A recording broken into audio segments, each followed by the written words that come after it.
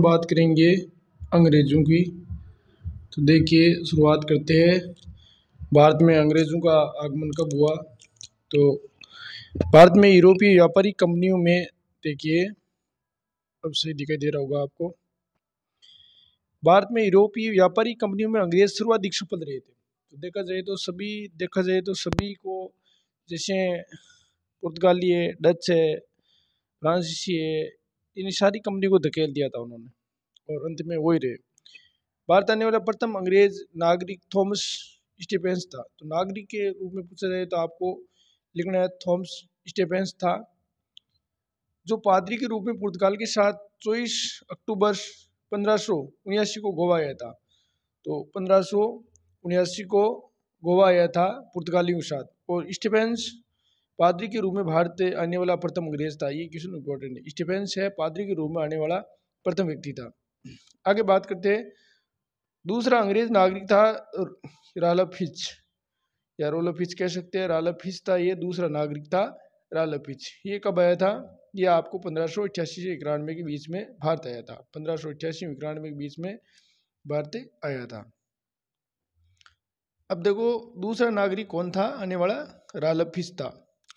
और इसकी अपन बात करते हैं तो देखिए, ये 1588 91 के बीच में भारत आया और आगरा और फतेहपुर सीकरी गया था। तो कहाँ गया था वो? आगरा और फतेहपुर में। 1 मिनट चालू रखना, मैं आपको बताऊँ।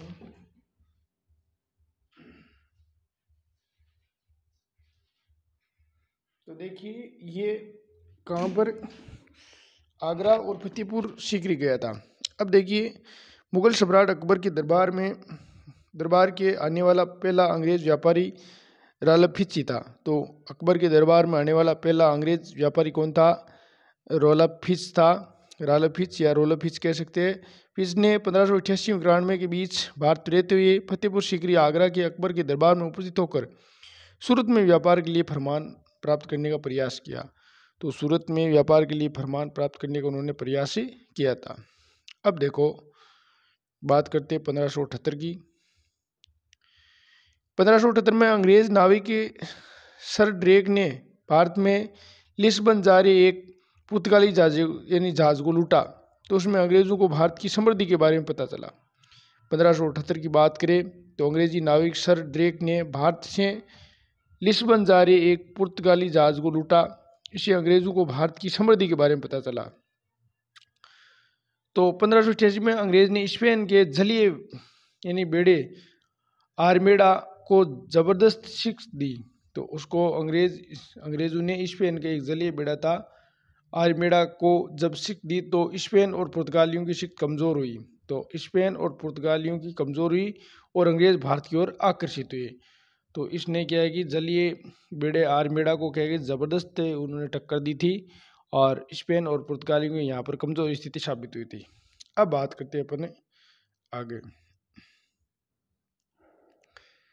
कि ब्रिटिश कंपनियों ने सर्वप्रथम लिवेंट कंपनी को 1593 में भारत व्यापार करने का अधिकार प्राप्त हुआ था।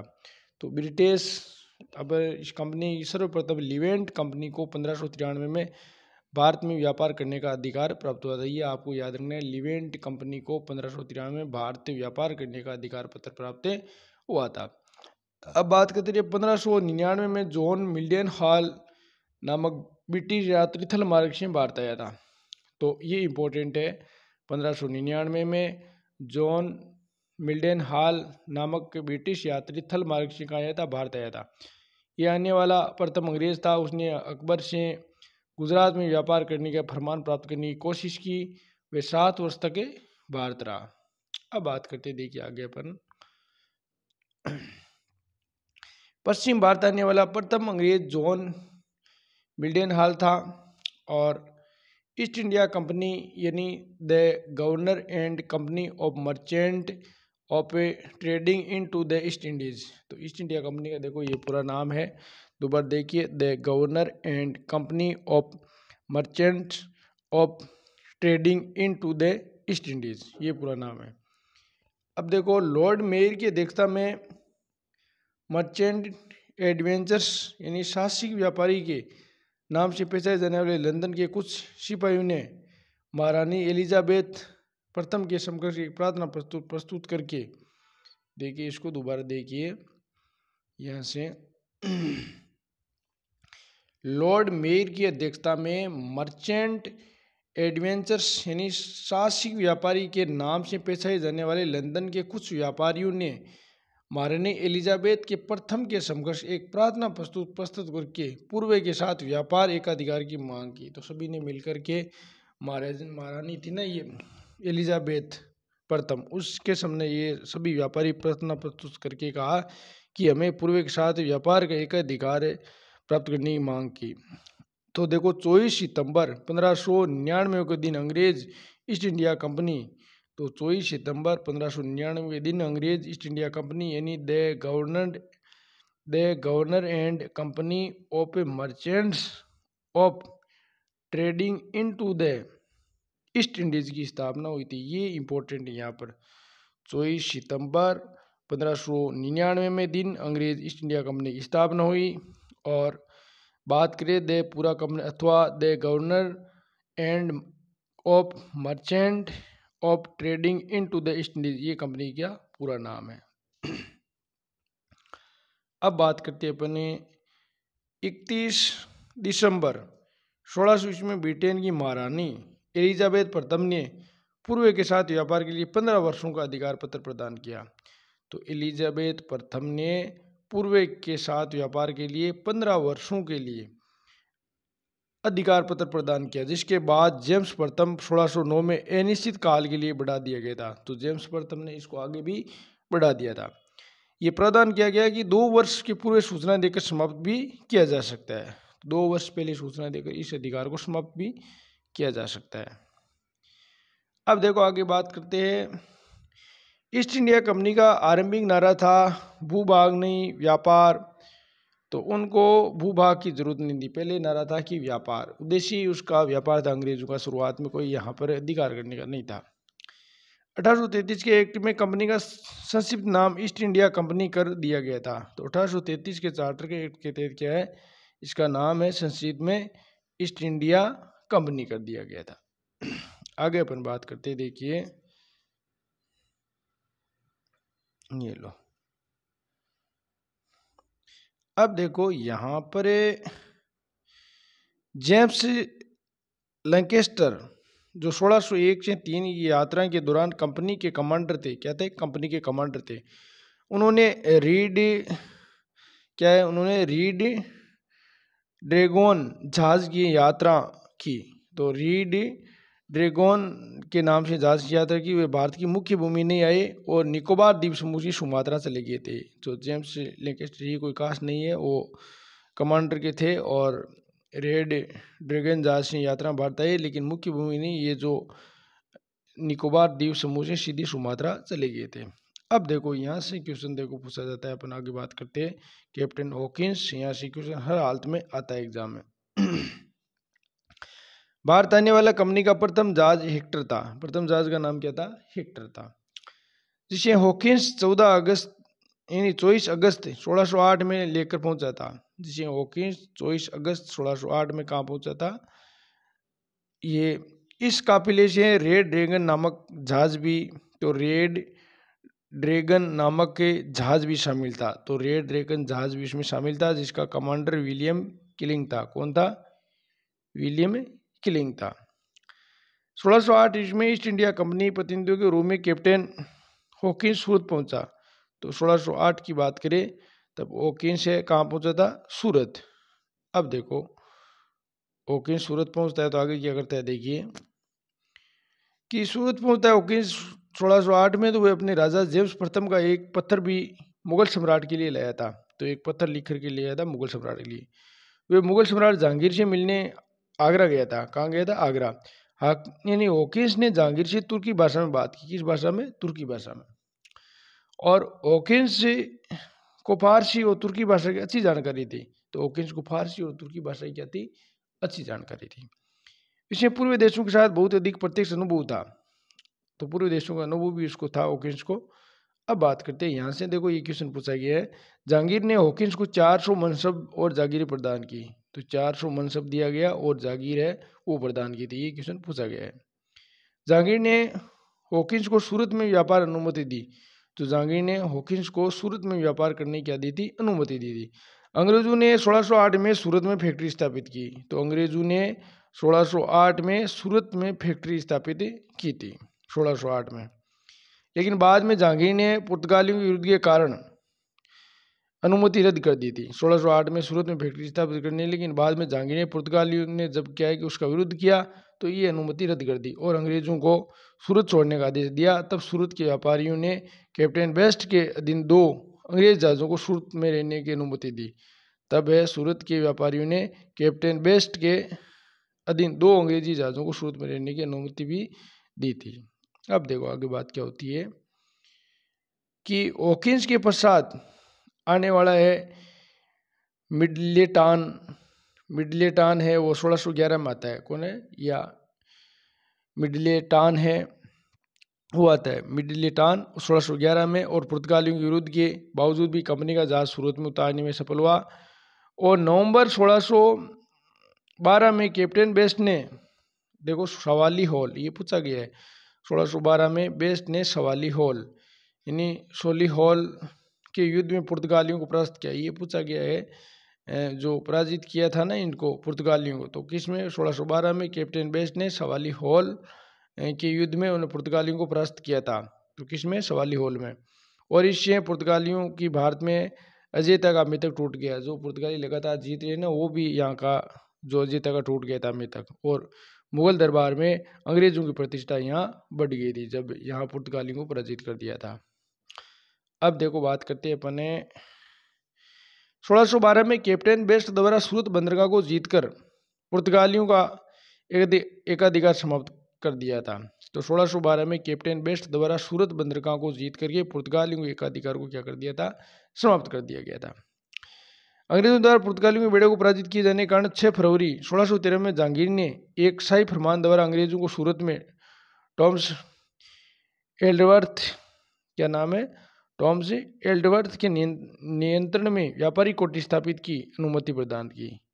तो 1613 में जहांगीर ने एक शाही फरमान द्वारा अंग्रेजों को सूरत में टॉमस एल्डवर्थ नियंत्रण में व्यापारिक कोठी स्थापित करने की अनुमति भी प्रदान की। अब देखो बात करते हैं सर टॉमस रो। यहाँ से भी क्वेश्चन बहुत बार पूछा जाता है सर टॉमस रो से भी।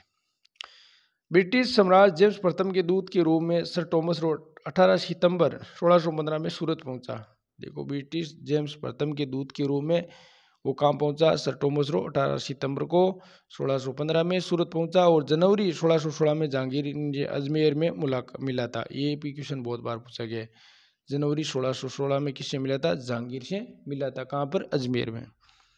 टॉमस रो 1618 में मुगल दरबार में रहा और 3 वर्ष तक रहा।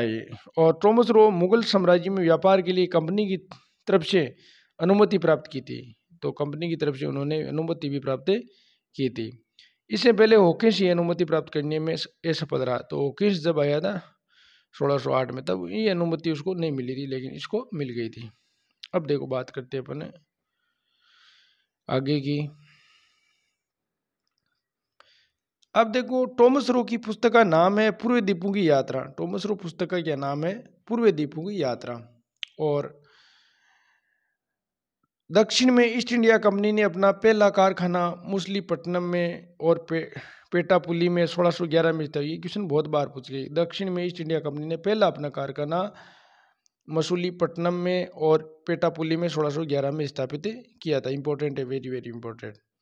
और भारत में प्रथम वैधानिक अनुमति प्राप्त अंग्रेज फैक्ट्री मछलीपट्टनम में ही स्थापित हुई थी। तो प्रथम वैधानिक अनुमति प्राप्त करने वाली अंग्रेज फैक्ट्री मछलीपट्टनम में स्थापित हुई थी, जबकि प्रथम अंग्रेज फैक्ट्री 1608 में सूरत में स्थापित हुई थी। वो वैधानिक नहीं थी, 1608 वाली है वो वैधानिक की नहीं थी। अब देखो बात करते हैं अपन इसकी आगे की। ये लो कि 1632 में गोलकुंडा में सुल्तान अब्दुल्ला कुतुब शाह 500 पगोड़ा वार्षिक बदले अंग्रेजों को सुनहरा फरमान प्रदान किया। देखो ये सुनहरा फरमान अंग्रेजों को दे दिया कि 1632 में गोलकुंडा के सुल्तान अब्दुल्ला कुतुब शाह ने 500 पगोड़ा, केवल 500 पगोड़ा वार्षिक के बदले अंग्रेजों को सुनहरा फरमान प्रदान किया, जिससे अंग्रेजों को गोलकुंडा राज्य के सभी बंदरगाहों में व्यापार करने का एक अधिकार मिल गया था। तो इस सुनहरे फरमान के तहत गोलकुंडा में वो सभी बंदरगाहों से आराम से व्यापार कर सकते थे, एक अधिकार उसको मिल गया था। अब देखो बात करते हैं अपने पूर्वी तट पर अंग्रेजों का पहला कारखाना 1633 ईस्वी में उड़ीसा में बालासोर व हरिहरपुरा में स्थापित किया गया था। तो पूर्वी तट पर अंग्रेजों का पहला कारखाना 1633 में उड़ीसा में कहाँ पर बालासोर व हरिहरपुरा में स्थापित किया गया था। अब देखो 1639 में फ्रांसिस डे नामक अंग्रेज ने चंद्रगिरी के राजा दरमेला वेंकटप्पा से मद्रास को पट्टे पर प्राप्त किया। तो 1639 में फ्रांसिस डे नामक अंग्रेज ने चंद्रगिरी के राजा दरमेला वेंकटप्पा से मद्रास को पट्टे पर प्राप्त किया था। ये इंपॉर्टेंट है कि 1639 में फ्रांसिस डे नामक अंग्रेज ने चंद्रगिरी के राजा से दरमेला वेंकटप्पा से मद्रास को प्राप्त किया था। तो राजा दरमेला वेंकटप्पा से क्या मद्रास को पट्टे पर प्राप्त किया था। ये क्वेश्चन बहुत बार पूछा गया है। मद्रास में अंग्रेजों ने फोर्ट सेंट जॉर्ज नामक किला 1641 में बनाया था। तो मद्रास में अंग्रेजों ने फोर्ट सेंट जॉर्ज किला कब बनाया? 1641 में। आगे बात करते देखिए, ये लो, ये भारत अंग्रेजों का प्रथम किला है, यानी ये भारत में अंग्रेजों का प्रथम किला है ये ना, और प्रथम यानी प्रेसिडेंसी थी ये मद्रास है वो प्रथम प्रेसिडेंसी। देखिए इसको दोबारा देखिए, यानी फोर्ट सेंट जॉर्ज है मद्रास में पहला किला 1641 में बनाया। और ये देखिए इसको आप ढंग से देखो कि मद्रास में अंग्रेजों ने फोर्ट सेंट जॉर्ज नामक किला बनाया 1641 में बनाया, और ये भारत में अंग्रेजों का प्रथम किला था, और ये प्रथम प्रेसिडेंसी भी था ये मद्रास। और फ्रांसिस डे को मद्रास का संस्थापक माना जाता है। तो फ्रांसिस डे को क्या माना जाता है? मद्रास का संस्थापक भी माना जाता है। आगे बात करते हैं अपन 1651 में शाह शुजा ने अनुमति लेकर ब्रिजमैन ने बंगाल में 1652 ईस्वी में हुगली नामक स्थान पर बंगाल के प्रथम अंग्रेज कारखाने की स्थापना की।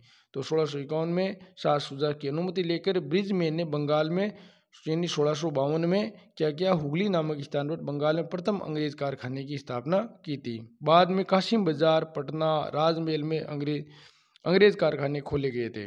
अब देखो आगे बात करते हैं अपन 1651 में एक अंग्रेज डॉक्टर बोल्टन द्वारा शाह शुजा के हरम की एक स्त्री का उपचार करने पर बंगाल के सूबेदार शाह शुजा ने 1651 में एक निशान यानी विशेष फरमान द्वारा 3000 रुपये वार्षिक कर बदले बंगाल में व्यापार का विशेष अधिकार मिला था। तो इस लाइन को दोबारा देखिए कि 1651 में एक अंग्रेज डॉक्टर को बोल्टन द्वारा, डॉक्टर का नाम है बोल्टन द्वारा, शाह शुजा के हरम की एक स्त्री का उपचार यानी हरम यानी मेल के अंदर एक क्या स्त्री का उपचार करने पर बंगाल का सूबेदार कौन था? शाह शुजा ने 1651 में एक निशान विशेष फरमान द्वारा यानी 3000 रुपये वार्षिक कर के बदले बंगाल में व्यापार का विशेष अधिकार उसको दिया गया था शाह शुजा ने। अब देखो बात करते हैं अपने 1658 में तक बंगाल, बिहार, उड़ीसा और कोरोमंडल की समस्त अंग्रेज फैक्ट्रियां फोर्ट सेंट जॉर्ज यानी मद्रास के अधीन कर दी गई थी। तो 1658 में बंगाल, बिहार, उड़ीसा, कोरोमंडल समस्त अंग्रेज फैक्ट्रियां फोर्ट सेंट जॉर्ज यानी मद्रास के अधीन कर दी गई थी। अब देखो बात करते हैं अपन 1661 में पुर्तगाली राजकुमारी कैथरीन ब्रेगांजा। देखो 1661 में पुर्तगाली राजकुमारी का नाम है कैथरीन ब्रेगांजा का विवाह ब्रिटेन के चार्ल्स द्वितीय से हुआ। किससे हुआ?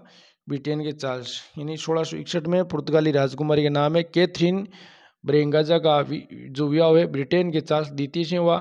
पुर्तगालियों ने चार्ल्स को बम्बई दहेज में दे दिया था। ये क्वेश्चन बहुत बार पूछा गया है कि बम्बई है वो दहेज के रूप में किसको दिया था? चार्ल्स द्वितीय को दिया था। और कैथरीन ब्रेगांजा का विवाह हुआ ना तब ये दिया गया था। चार्ल्स द्वितीय ने 1668 में 10 पाउंड के वार्षिक किराए पर बम्बई को ईस्ट इंडिया कंपनी को दे दिया था। फिर देखो चार्ल्स द्वितीय ने 1668 में 10 पाउंड के वार्षिक किराए पर बम्बई को ईस्ट इंडिया कंपनी को दे दिया था 10 पाउंड पर। अब देखो बात करते हैं अपने गेराल्ड यानी होंगियार। ये 1669 से लेकर 1677 तक बम्बई का दूसरा गवर्नर रहा। तो गेराल्ड होंगियार 1669 से लेकर 1677 में बम्बई का दूसरा गवर्नर रहा। उसने बम्बई नगर की स्थापना की। इसने किसकी स्थापना की थी? बम्बई नगर की। गोदी का निर्माण कराया, टकसाल स्थापित कराई और बम्बई की किलेबंदी भी की। तो गोदी का निर्माण भी कराया, टकसाल स्थापित कराई और बम्बई की किलेबंदी भी उन्होंने की थी। अब देखो आगे बात करते हैं, ये लो कि गेराल्ड ओंगियार को बम्बई का संस्थापक माना जाता है। बम्बई का संस्थापक कौन है? गेराल्ड ओंगियार बम्बई का संस्थापक माना जाता है। और जॉर्ज ऑक्सीडेन बम्बई का पहला गवर्नर था। जॉर्ज ऑक्सीडेन बम्बई का पहला गवर्नर था। अब बात करते हैं, गेराल्ड ओंगियार ने लिखा है कि अब समय का तकाजा है कि आप अपने हाथों में तलवार लेकर अपने सामान्य व्यापार पर बंद करें। तो अपने हाथों में तलवार लेकर के क्या है, सामान्य व्यापार का प्रबंध करें। अब देखो 1687 में जब सूरत की जगह बम्बई अंग्रेजों की मुख्य व्यापारिक बस्ती राजधानी हो गई। तो 1687 में जब सूरत की जगह बम्बई अंग्रेजों की मुख्य क्या हो गई, व्यापारिक बस्ती यानी राजधानी हो गई। तो देखो अंग्रेजों ने औरंगजेब, देखो दोबारा देखो इन लाइनों को कि 1687 में ये क्या हो गया कि 1687 में जब सूरत की जगह बम्बई अंग्रेजों की मुख्य व्यापारिक बस्ती राजधानी हो गई तो अंग्रेजों ने औरंगजेब से बम्बई की किलेबंदी। तो 1687 में सूरत की जगह बम्बई अंग्रेजों को मुख्य व्यापारिक बस्ती राजधानी हो गई तो अंग्रेजों ने औरंगजेब से बम्बई किलेबंदी, देखो किलेबंदी करने की अनुमति मांगी। तो क्योंकि अंग्रेजों को मराठों को खतरा महसूस हो रहा था तो इस कारण वो मुंबई में किलेबंदी करने की अनुमति मांगी थी। अब देखो बंगाल का प्रथम गवर्नर विलियम हेजेज था। बंगाल का प्रथम गवर्नर कौन था? William hedges. ये पूछा गया एक बार, बंगाल का प्रथम गवर्नर कौन था? विलियम हेजेज था। अब बात करते हैं अपन कि अंग्रेजों ने 1680 में एक फरमान द्वारा अंग्रेजों पर चुंगी की दर 2% बढ़ाकर 3.5%। तो औरंगजेब ने 1680 में एक फरमान द्वारा अंग्रेजों पर क्या है, चुंगी दर 2 से बढ़ाकर 3.5% और 1.5 लाख मुआवजा के तौर पर वसूल किया था। अब देखो अंग्रेजों को मुगल सम्राट औरंगजेब ने 1686 में हुगली से बाहर खदेड़ दिया था। तो अंग्रेजों ने मुगल सम्राट औरंगजेब से बात करें कि अंग्रेजों ने मुगल सम्राट औरंगजेब ने 1686 में हुगली से बाहर खदेड़ दिया था और कंपनी के गवर्नर सर जॉन चार्ल्स को बाहर निकाल दिया था। तो कंपनी के गवर्नर सर जॉन चार्ल्स को क्या कर दिया था? बाहर निकाल दिया था। अब बात करते हैं अपन शाइस्त खां। तो देखो शाइस्त खां क्या करता है कि शाइस्त खां ने ब्रिटिश कंपनी को बंगाल में एक कुत्सित यानी नीच, झगड़ालू लोगों और बेईमान व्यापारियों की कंपनी कहा था। तो शाइस्त खां ने ब्रिटिश कंपनी को बंगाल में एक कुत्सित और नीच, झगड़ालू लोगों, बेईमान व्यापारियों की कंपनी को कहा था। किसने? शाइस्त खां ने। 1690 में अपन बात करते हैं तो देखिए जॉब चार्नोक बंगाल में कंपनी के एजेंट के रूप में आए।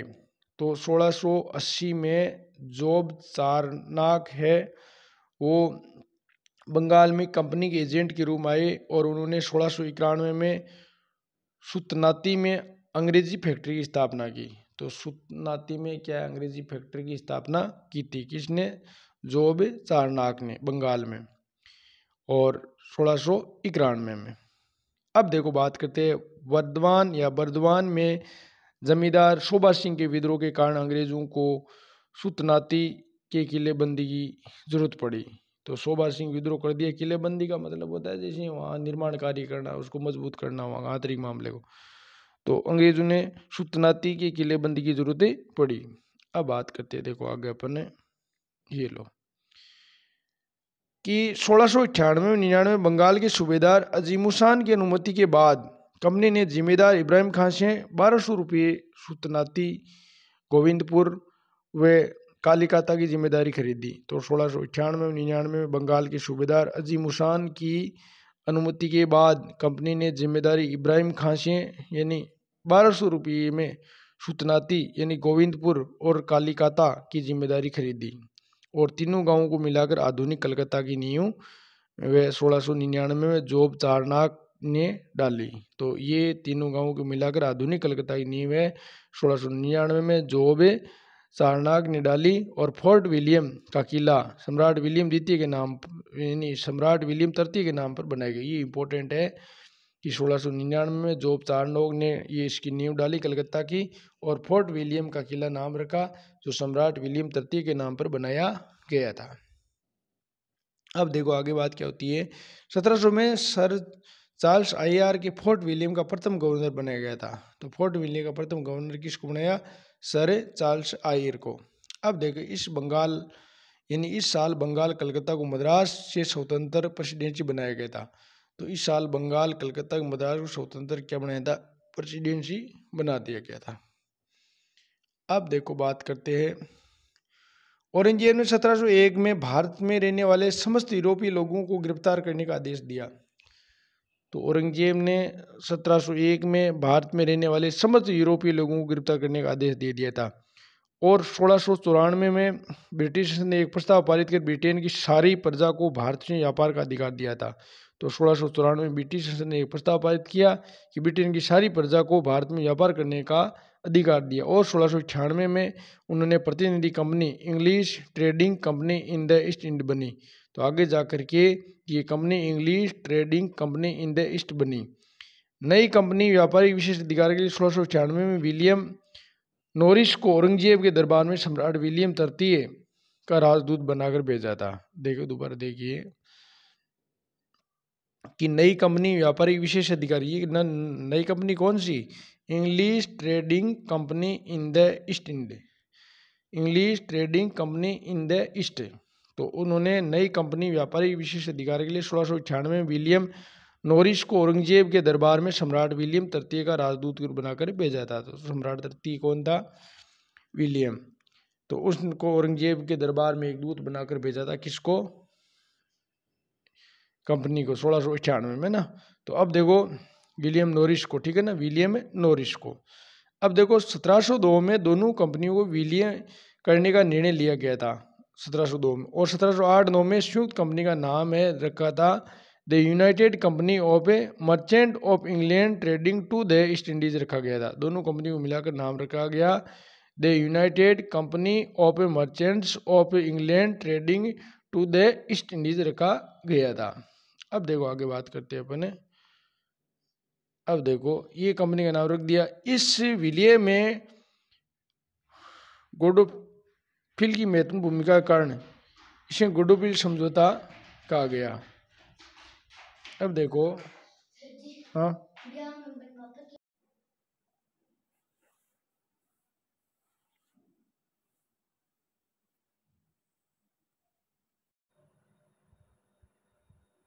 आगे की बात करते हैं। अब देखिए तो शुरुआत करते हैं अपने,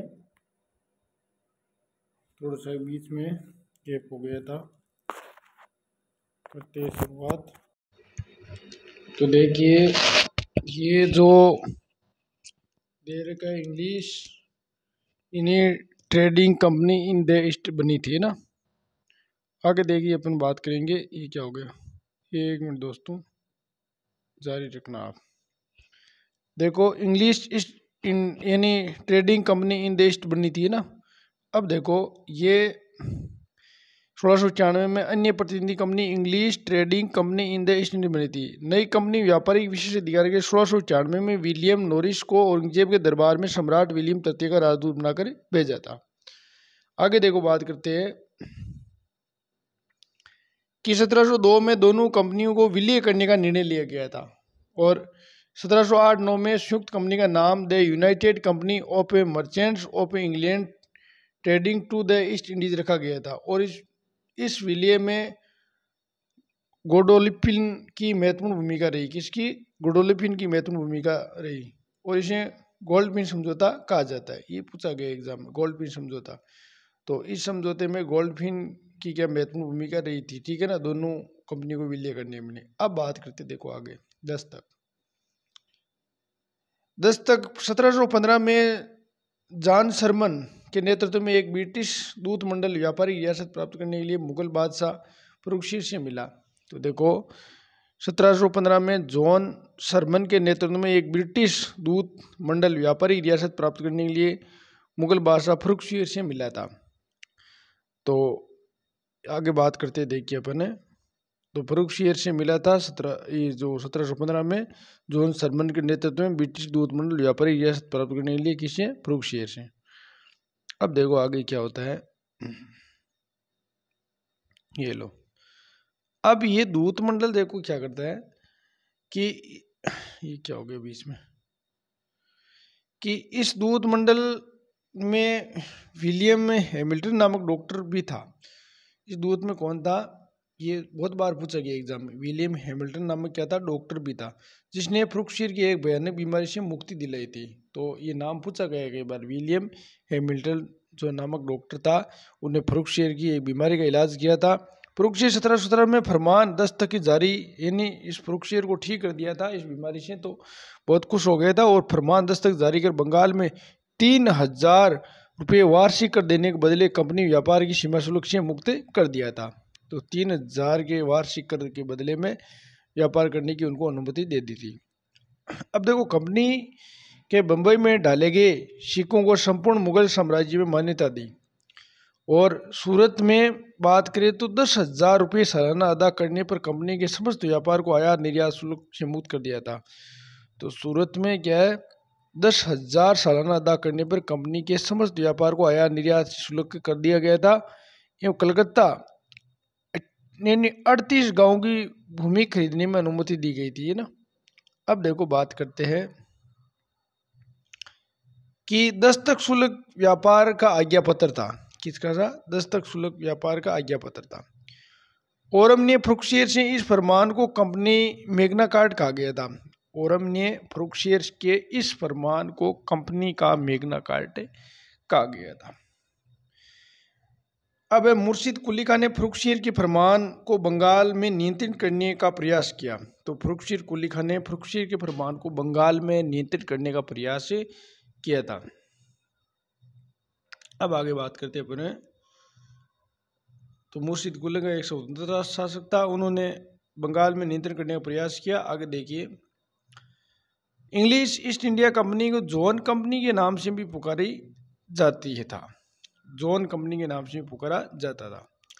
एशिया में से मुक्त व्यापार करने में व्यापारी इंटरलोपर कहलाते थे। यानी एशिया से मुक्त व्यापार करने के लिए व्यापारी क्या कहते थे, इंटरलोपर कहलाते थे।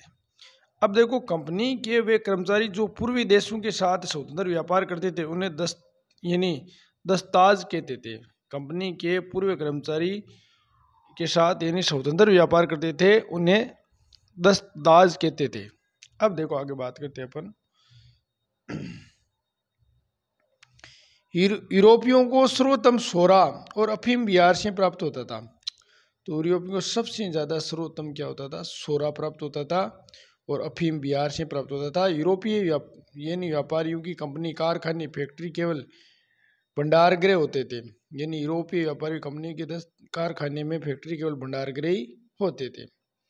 अब देखो, स्विट्जरलैंड के लेखक लैंडस्टोन ने यूरोपियों के भारत के प्रति आकर्षण के बारे में कहा कि स्विट्जरलैंड के लेखक लैंडस्टोन ने यूरोपीय भारत के प्रति आकर्षण के बारे में कहा कि भारत जाने के अनेक रास्ते हैं एवं माध्यम है, परंतु उद्देश्य सबका एक ही है, चमत्कारिक देश भारत पहुंचना जो धन से भरपूर है। इस तरह कहा था किसने, लैंडस्टोन ने, कि यहाँ पर खूब धन है और चमत्कारिक देश भारत पहुंचना है जो धन से भरपूर है। अब देखो बात करते हैं अपन।